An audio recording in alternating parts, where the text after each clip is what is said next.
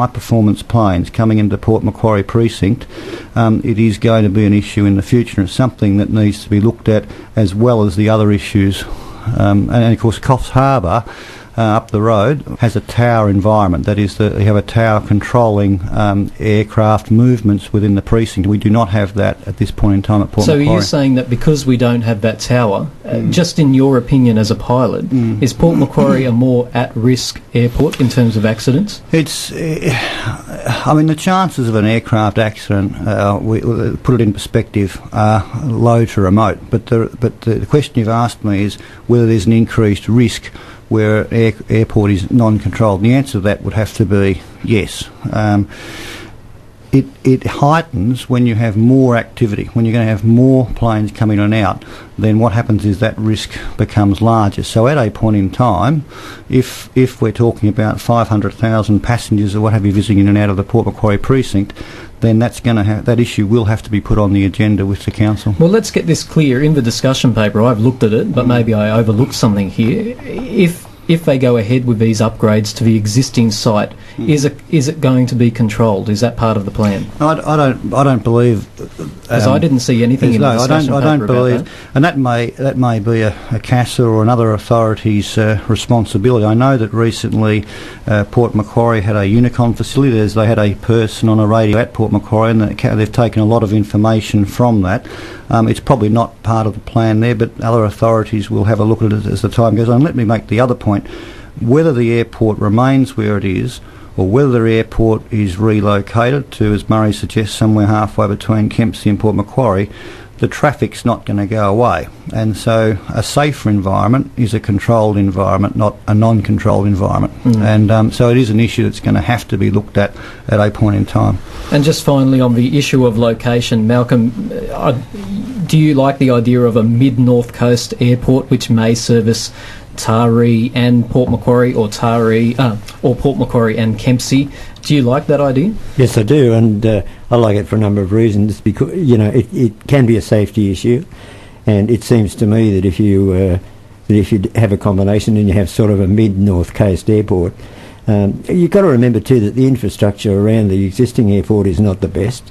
And if it were moved, say, halfway between Port Macquarie and Kempsey, you can build new infrastructure, that is the roads and the area around the airport. Sure, it's going to cost more, but does it cost more in the long run? That's my question. I have a question for you, Grant. Grant, personally, would you feel more comfortable when these aircraft come in? Would you feel more comfortable using Port Macquarie Airport if there were not a tower, as it is now, or would you feel more comfortable if this extra traffic came in and there was air traffic control? At the moment, my personal opinion is, and people would open up a debate about this. My personal opinion is, at the moment, Port Macquarie is probably quite a safe airport as far as things go. If the traffic was to increase to the extent that the paper suggests, that is, that we're having a myriad of aircraft. I mean, and remember that A320s and the jets are travelling significantly faster than a lot of the other aircraft. Then I would feel safer if there was a tower there than not having a tower. But at this point in time, I don't think it's I think it's probably a bit overkill. But it's an issue for the future. So I mean that's important. I mean, when you say an issue for the future, this discussion paper that council have put out is a long-term plan, 15-year plan. Yep. So surely they must have considered a tower. Again, if it's a shame council didn't come out tonight, because they could have clarified this, but as far as I could read in there was no mention of towers. Do you think that's short-sighted? Well, I think that if we were to compare the data, we don't have it at our fingertips tonight, but if we were to compare the data of Coffs Harbour's existing aircraft movements and passengers in and out, compared with the future projections within the council paper as it stands, then Port Macquarie's future needs are greater than the existing needs of Coffs Harbour today, and Coffs Harbour has a tower. So, I think from that point of view, you're either saying, well, Coffs Harbour shouldn't have a tower, or Port Macquarie with more demand should. My personal view is that at a point in time, the traffic will become such that it will require, particularly if training is to continue, parachute operators can continue to operate from Port Macquarie, and increased number of jet operations, high-speed turbine and jet coming into the air. I think you've got no choice to look at that issue. Malcolm, what's it like? You live near the airport. That's why you're here tonight. You've got those concerns. What's it like living near the airport now? Is it a noisy experience as it is? Yes, it is.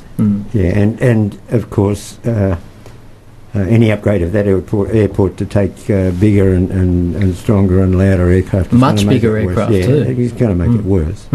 And I want you to also remember that I'm looking at this from the point of view of someone who lives directly under the flight path.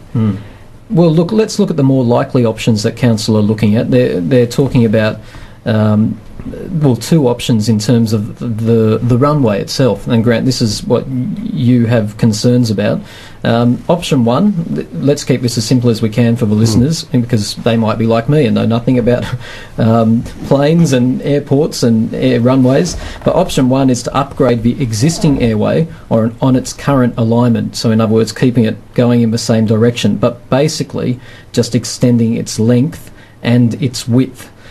Option two is to construct a new runway altogether, which would be parallel to the existing runway, and the existing runway would actually become part of the taxiing. So, in other words, just a new runway, but wider altogether.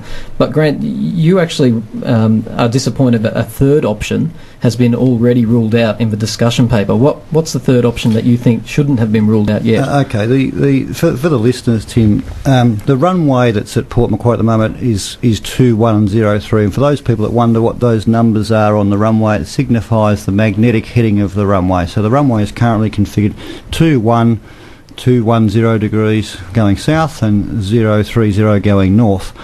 The options that you speak of is quite correctly the upgrade of the existing runway or moving it west. The problem the council's got, as I see it, with the upgrade of the existing runway is in order to get the necessary pavement strength to cater for the heavier aircraft, they literally have to take that current runway out of service for a period of time, and so that's going to cause all sorts of logistic issues at Port Macquarie.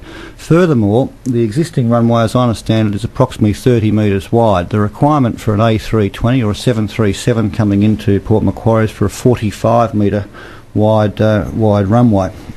Now, if they move the runway west, the advantage is that the aircraft that operate on the runway will be able to get off the runway onto a taxiway, whereas one of the issues at the moment is because there is no taxiway, if there's a small aircraft on the runway and there's a Virgin or indeed a Qantas Q-Link -8 coming in, they have to wait till that aircraft vacates the runway, and that slows the aircrafts down. It increases their fuel load, and they have to wait till it clears. The advantage, what the council's looking at, I suspect, with their option two, is running a parallel runway means that small aircraft, or indeed large ones, can land, clear the runway, ready for the next plane to utilise it. The issue that I believe they've overlooked is that if they move the runway directly west of the current runway in the same configuration, that is 210 degrees and 030 degrees, what it does, it puts the approach path of the planes coming in from the north right over the top of the residential village, where there's 130 people live in a very dense residential environment.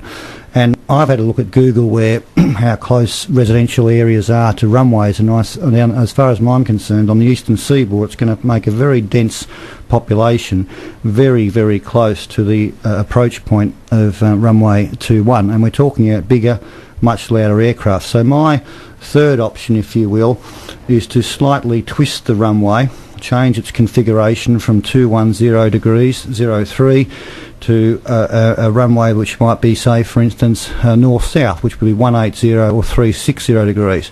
Now, in the council paper, you've correctly pointed out, Tim, they've discounted that on two premises. The first is predominant winds. Well, I've had a look at the wind tables back since the 50s, and I don't believe that caused a major issue. In fact, the strongest predominant winds we get at Port Macquarie are from the 180 degree area in September, where the average wind's around 20 kilometres an hour. So I don't believe the wind's a big issue, and it certainly wouldn't exceed the crosswind limits. But just to clarify that, the council's point is that the winds, if they took your proposal up and skewed that runway, the new runway, to a more north-south direction, they fear the winds would be